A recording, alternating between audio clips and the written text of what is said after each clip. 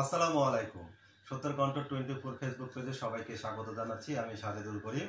আজ বুধবার 16 জুলাই। শুরু করছি রংপুর থেকে প্রকাশিত আজকের কিছু সংখ্যক দৈনিক পত্রিকার সংবাদ শিরোনাম।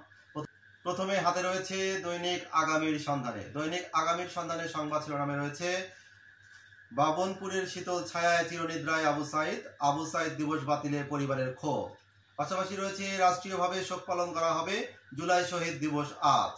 পাশে আরেকটি সংবাদ শিরোনাম, তিস্তা নিয়ে ঝুলে থাকা কাজ চূড়ান্ত পরিণতিতে আনতে কাজ করছি, রংপুরে পানি সম্পদ উপদেষ্টা।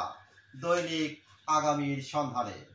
দৈনিক দাবানলের সংবাদ শিরোনামে রয়েছে আজ আবু সাইদের প্রথম শাহাদাত বার্ষিকী, দ্রুত বিচারের দাবি পরিবার সহযোদ্ধাদের। পাশাপাশি রয়েছে ত্রয়োদশ জাতীয় সংসদ নির্বাচন, ইসিতে নির্বাচনী তৎপরতা চলছে ফুল গিয়ারে। দৈনিক দাবানল। দৈনিক বায়ান্নর আলোর সংবাদ শিরোনামে রয়েছে জুলাই আন্দোলনের প্রথম শহীদ আবু সাইদের মৃত্যুবার্ষিকী আজ, পুলিশের গুলি ঘটে যায় ঐতিহাসিক পরিবর্তন। পাশাপাশি রয়েছে 10 কিলোমিটার ড্রেজিং করে শ্যামাসুন্দরী খালের পানির প্রবাহ ফিরিয়ে আনা হবে, সৈয়দা রিজওয়ানা হাসান। দৈনিক বায়ান্নর আলো। দৈনিক মায়াবাজারের সংবাদ শিরোনামে রয়েছে গণ অভ্যুত্থানের নায়ক শহীদ আবু সাইদের নাম সবার মুখে মুখে। পাশাপাশি রয়েছে তিস্তা মহাপরিকল্পনা নিয়ে চূড়ান্ত সুখবর দিয়ে যেতে পারবো, রিজওয়ানা হাসান।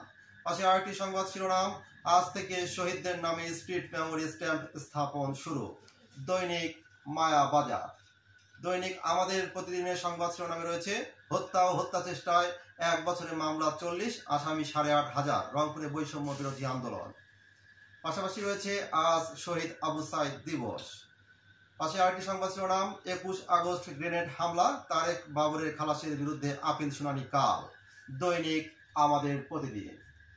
দৈনিক যুগের আলোর সংবাদ শিরোনামে রয়েছে প্রাথমিক বাছাইয়ে এনসিপি সহ কোনো দলই উত্তীর্ণ হতে পারেনি, 144 দলের আবেদন।